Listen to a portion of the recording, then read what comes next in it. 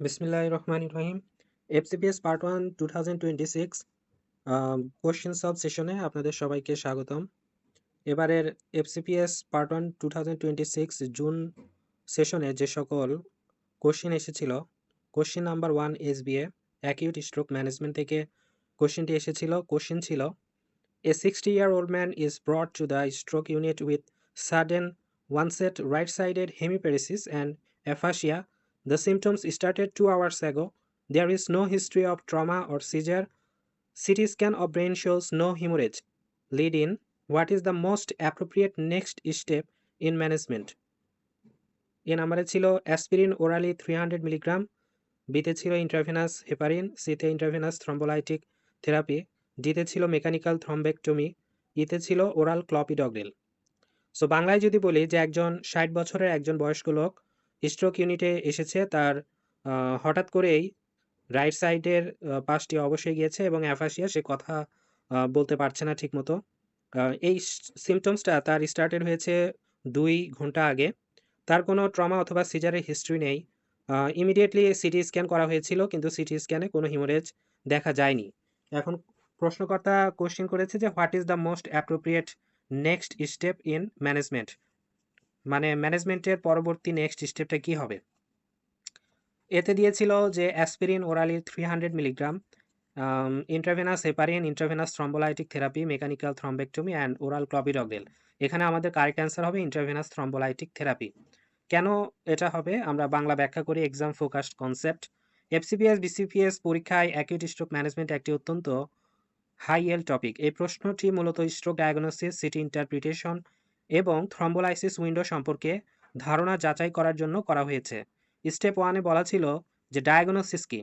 স্টেমে আছে sudden onset right hemiparesis, aphasia, no history of trauma, CT brain shows no haemorrhage. এগুলো নির্দেশ করে acute ischaemic stroke, কারণ হঠাৎ নিউরোলজিক্যাল ডেফিসিট হয়েছে এবং সিটি স্ক্যানে ইন্ট্রাক্রেনিয়াল ব্লিডিং নেই। স্টেপ 2-তে আমরা দেখব যে সবচেয়ে গুরুত্বপূর্ণ ক্লু হচ্ছে টাইম। প্রশ্নে বলা হয়েছে সিমটমস স্টার্টেড 2 আওয়ার্স অ্যাগো, মানে 2 ঘন্টা আগে এই সাইন সিমটম প্রকাশ পেয়েছে রোগীর। এটি পুরো প্রশ্নের সবচেয়ে গুরুত্বপূর্ণ তথ্য। স্ট্রোক ম্যানেজমেন্টের মূলনীতি হচ্ছে টাইম ইজ ব্রেইন। স্ট্রোকের প্রতিটি মিনিটে অসংখ্য নিউরন নষ্ট হতে থাকে, তাই যত দ্রুত সেরেব্রাল ব্লাড ফ্লো রিস্টোর করা যায় তত বেশি ব্রেইন টিস্যু বাঁচানো সম্ভব।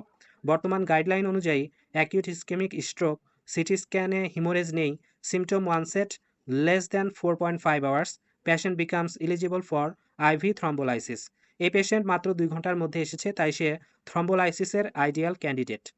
স্টেপ 3-তে আমরা দেখব যে বেস্ট ট্রিটমেন্ট কী হবে।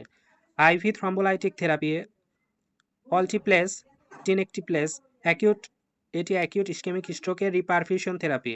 Mechanism thrombolytic drug clot dissolve করে এবং ব্লকড সেরেব্রাল আর্টারি পুনরায় খুলে দেয়, যার ফলে কি হয়, সেরেব্রাল ব্লাড ফ্লোটা রিস্টোর হয়, ইসকেমিক পেন আমরা বাঁচানো যায়, নিউরোলজিক্যাল রিকভারি ভালো হয়, ডিসএবিলিটি কমে, long term functional outcome improve হয়।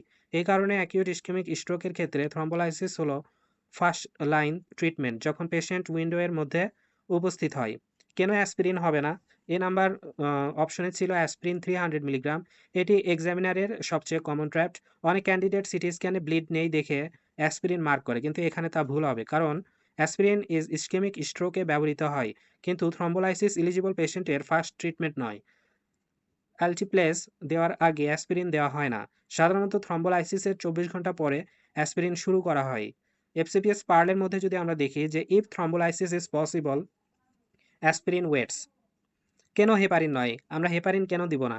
ইন্ট্রাভেনাস হেপারিন আগে ব্যবহার করা হলেও বর্তমানে অ্যাকিউট ইসকেমিক স্ট্রোকে রুটিন অ্যান্টিকোয়াগুলেশন রিকমেন্ডেড নয়, কারণ আউটকাম ইমপ্রুভ করে না, ইন্ট্রাক্রেনিয়াল হিমোরেজের রিস্ক বাড়ায়, কারেন্ট গাইডলাইন সাপোর্ট করে না। এফসিপিএস পার্লের মধ্যে acute stroke is not equal to heparin. কেন মেকানিক্যাল থ্রম্বেক্টমি নয়? ডি নাম্বার অপশনে ছিল মেকানিক্যাল থ্রম্বেক্টমি।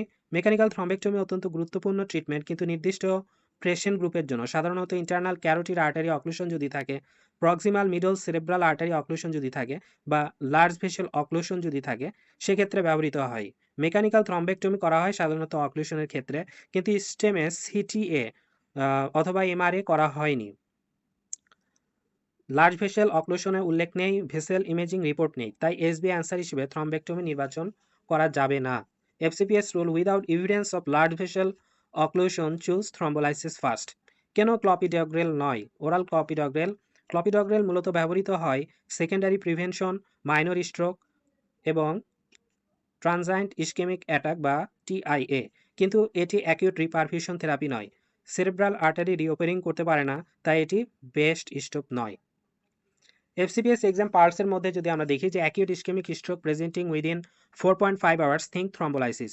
যদি পেশেন্ট 4.5 ঘন্টার মধ্যে যদি আসে ইস্কেমিক স্ট্রোক নিয়ে, তাহলে সেখানে থ্রম্বোলাইসিস করতে হবে। CT scan must exclude haemorrhage before thrombolysis. Thrombolysis করার জন্য আগে সিটি স্ক্যান অবশ্যই করতে হবে। Alteplase is the standard thrombolytic agent. Standard thrombolytic agent হলো alteplase. Aspirin is usually started after thrombolysis. সাধারণত 24 ঘন্টা পরে অ্যাসপিরিনটা শুরু করা হয়। Routine heparin has no role in acute stroke. হেপারিনের আসলে স্ট্রোকের ক্ষেত্রে তেমন কোনো ভূমিকা নেই। Large vessel occlusion may require thrombectomy.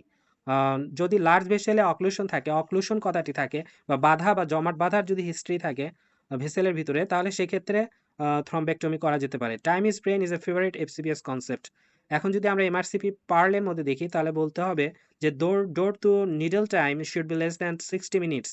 Do not delay thrombolysis for non-essential investigations. Earlier reperfusion means better neurological outcome. Every minute of untreated stroke results in neuronal loss. আমরা এটাকে কিভাবে মনে রাখতে পারি যে 2 থেকে 4.5 ঘন্টা no bleed rule, 2 presents early, 4.5 thrombolysis window, no bleed CTA prerequisite. Answer equal to thrombolysis. So final answer হবে intravenous thrombolytic therapy, Altiplase বা Tinectiplase. One line FCPS revision, যে অ্যাকিউট ইস্কেমিক স্ট্রোক, যদি পেশেন্টের অ্যাকিউট ইস্কেমিক স্ট্রোক থাকে presenting within 4.5 hours of symptom, যদি 4.5 ঘন্টার মধ্যে যদি পেশেন্টটি উপস্থিত হয় উইথ নো ইন্ট্রাক্রেনিয়াল হিমোরেজ, যদি সিটি স্ক্যান করে কোনো হিমোরেজ না পাওয়া যায়, should receive immediate intravenous thrombolytic therapy. তাকে দিতে হবে ইমিডিয়েট ইন্ট্রাভেনাস থ্রম্বোলাইটিক থেরাপি। ধন্যবাদ।